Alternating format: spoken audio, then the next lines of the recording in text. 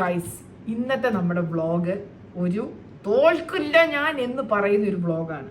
ഇതിന് മുമ്പ് നിങ്ങൾ റീക്യാപ്പ് കണ്ടിട്ട് വാ, അതിനകത്ത് നിങ്ങൾക്ക് മനസ്സിലാവും ഞാൻ എന്തുകൊണ്ടാണ് പറയുന്നത് ഞാൻ തോക്കില്ല എന്നുള്ളത്. പോയി കണ്ടേച്ചു വാ. ശരി, I will be waiting.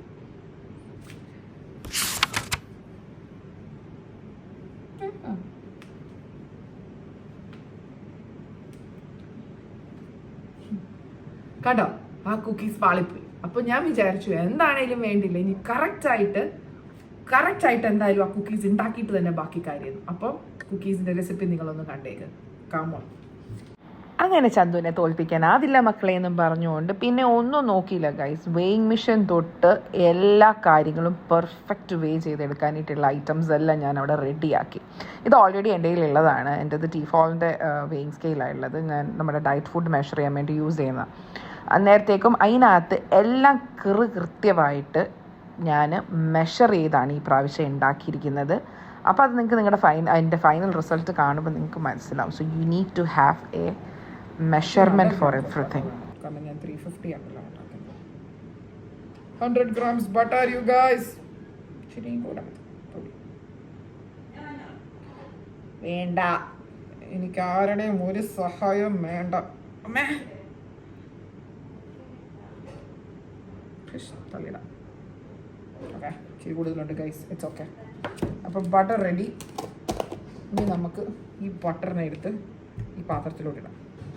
Room temperature വേണം. ഓക്കെ, നമുക്കിതിനെ കുത്തി സെറ്റാക്കി എടുക്കാം. ആയിട്ടൊക്കെ ആ പ്രതിഷോധം എൻ്റെ മുഖത്ത് കാണാനുണ്ട് ഗൈസ്. ഇത് ശരിയായില്ലെങ്കിൽ ഈ പണി എന്നോട് വെച്ച് നിർത്തുവാന്ന്. കാരണം ബേക്കിംഗ് എനിക്ക് പറ്റുന്നില്ല ഗൈസ്. ഇങ്ങനെയുള്ള കോച്ചിങ് ക്ലാസ്സിനൊക്കെ പോയിട്ട് ചെയ്യേണ്ട ഒരു അവസ്ഥ വരും. അപ്പോൾ നന്നായിട്ട് ഞാനൊന്ന് സെറ്റാക്കട്ടെ.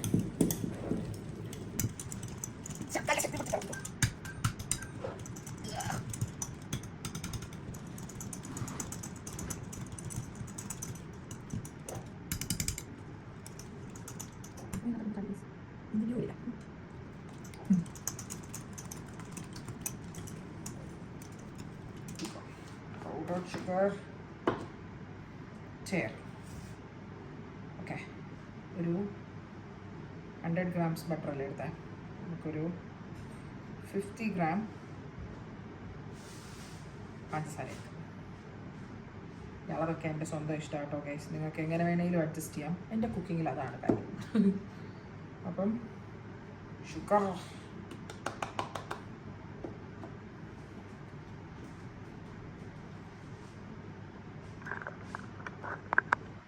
ചേച്ചി ഇത് വന്ന് നോക്കുമോ?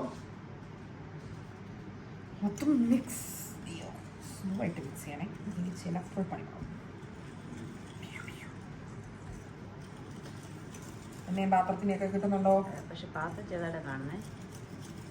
കുഴപ്പമില്ല, ഞാൻ ജസ്റ്റ് പാത്രം കാണിച്ചോളാം.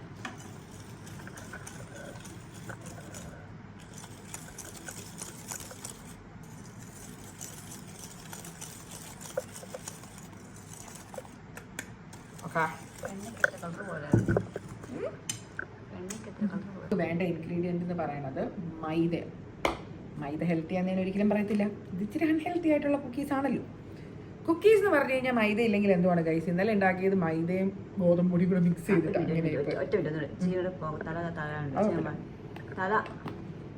That's fine. നമുക്കൊരു 350 grams ആക്ച്വലി വേണ്ട, കാരണം അധികം അങ്ങോട്ട് മൈദ വേണ്ട. നമുക്കൊരു 150 grams ഓഫ് മൈദ മതി. ഓക്കെ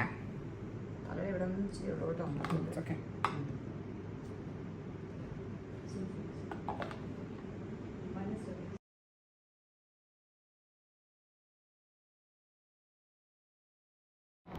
ഗൈസ്, നമ്മളിനി ചെയ്യേണ്ടത് എന്നാന്ന് വെച്ചാൽ നമ്മളിപ്പം ചെയ്തെടുത്തില്ലേ നമ്മുടെ മൈദ, അത് നന്നായിട്ട് സീവ് ചെയ്തിട്ട് നമ്മുടെ കുക്കീസിലോട്ട്, കുക്കീസ് അല്ല ബട്ടർ ആൻഡ് ഷുഗർ മിക്സിലോട്ട് ആഡ് ചെയ്ത് കൊടുക്കണം. സീവ് ചെയ്ത് കൊടുക്കുമ്പോഴത്തേക്കും നിങ്ങൾക്ക് ആവശ്യമുണ്ടെങ്കിൽ നിങ്ങൾക്ക് ഒരു തുള്ളി ബേക്കിംഗ് പൗഡറോ ബേക്കിംഗ് സോഡയോ ആഡ് ചെയ്ത് കൊടുക്കാം. ഞാനിതിൽ ആഡ് ചെയ്തിട്ടില്ല. അല്ലാണ്ട് തന്നെ നമ്മുടെ കുക്കീസ് നല്ല ഈ പണ്ടത്തെ ബേക്കറിയിലൊക്കെ കിട്ടത്തില്ലേ ആ ഒരു ഫോമിൽ വന്നിട്ടുണ്ടായിരുന്നു. അപ്പോൾ ഞാൻ അതിനകത്തോട്ട് എക്സ്ട്രാ ആയിട്ടൊന്നും ആഡ് ചെയ്തില്ല. പിന്നെ വൺസ് നിങ്ങൾ മൈദ ആഡ് ചെയ്ത് കഴിയുമ്പോഴത്തേക്കും കൈ കൊണ്ട് യൂസ് ചെയ്യാണ്ട് മാക്സിമം ഒന്നെങ്കിൽ ഒരു സ്പാച്ചുല കൊണ്ടോ അല്ലെങ്കിൽ ഒരു വിസ്ക് കൊണ്ടോ തന്നെ ചെയ്യാനായിട്ട് മാക്സിമം ശ്രദ്ധിക്കണം. ഓക്കെ, അപ്പം അതെല്ലാം കൂടി ഒന്ന് മിക്സ് ചെയ്ത് നമുക്ക് നല്ല സോഫ്റ്റ് ഡോ ആയിട്ട് എടുക്കണം. ഓക്കെ, അപ്പോൾ അത്രയേ ഉള്ളൂ. ഓൾമോസ്റ്റ് നമ്മുടെ പ്രോസസ്സൊക്കെ കഴിഞ്ഞു കുക്കീസ് ഉണ്ടാക്കേണ്ടത്. ഇനി ഇത് നന്നായിട്ട് ഈ ചപ്പാത്തിക്ക് കുഴക്കത്തില്ലേ, ചപ്പാത്തിയുടെ അത്രയും കട്ടി വേണ്ട. അതായിരുന്നു എനിക്ക് ലാസ്റ്റ് ടൈമിൽ പറ്റിയത്. നല്ല സോഫ്റ്റായിട്ട് കുഴച്ചെടുക്കുക. എന്നിട്ട് കൈ കൊണ്ട് നന്നായിട്ട് ബോൾസ് ആക്കിയിട്ട് എടുക്കുക. അപ്പോൾ ഈ മാവ് മുഴുവൻ ഞാനൊന്ന് ബോൾസ് ആക്കി എടുത്തിട്ട് ഇപ്പോൾ വരാം.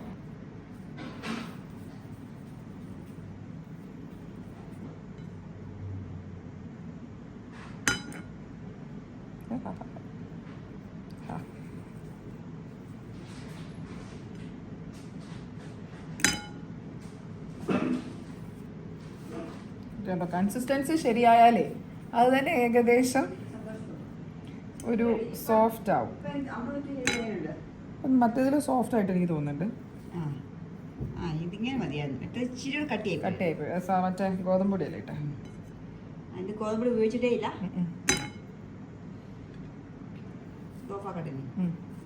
അല്ലെ പിന്നെ ഇങ്ങനെ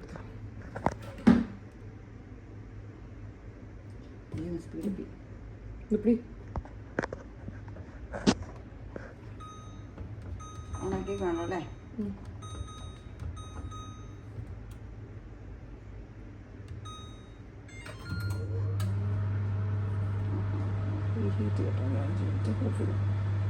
ചെയ്ത പക്ഷേ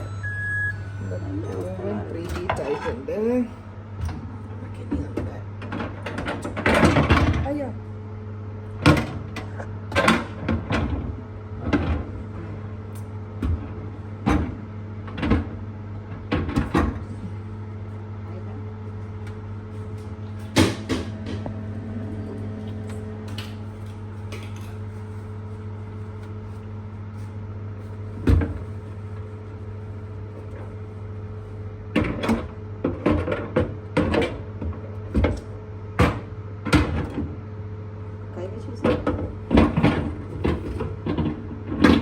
yeah, that's it.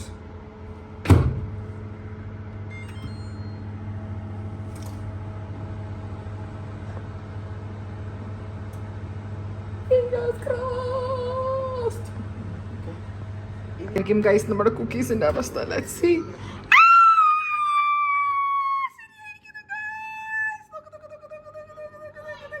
Oh yummy സ്മെല്ലാണോ? നമ്മുടെ കുക്കീസ് ഒക്കെ നല്ല അടിപൊളിയായിട്ട് ബേക്കായി വന്നിട്ടുണ്ട്. ആ ഒരു ഗോൾഡൻ ഒരു ബ്രൗണിഷ് ഷെയ്ഡ് ക്രസ്റ്റിൽ വന്നിട്ടുണ്ട്.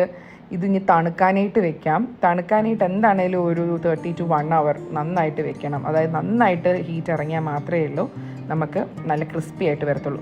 ഇപ്പം തന്നെ നല്ല ക്രിസ്പിയാണ്. കുറച്ചൊന്ന് ഞാൻ ഉണ്ടാക്കി കൊണ്ടുവന്ന് വന്നപ്പോൾ തന്നെ ഓപ്പൺ ആക്കിയതാണ്. ഇച്ചിരിയും കൂടെ ഒന്ന് തണുക്കാനുണ്ട്. അത് കഴിഞ്ഞപ്പോഴത്തേക്കും ഗായ്സ് നിങ്ങൾക്ക് ഞാൻ ആക്ച്വലി കണ്ടിട്ടില്ല നെക്സ്റ്റ് ഡേ ആ കുക്കീസ് ഒന്നും ഫുൾ തീർന്നു. അപ്പം തന്നെ നിങ്ങൾക്ക് മനസ്സിലാവുമല്ലോ. വീഡിയോ ഇഷ്ടപ്പെട്ടെങ്കിൽ ചാനൽ സബ്സ്ക്രൈബ് ചെയ്യാൻ മറക്കല്ലേ. Take care, by.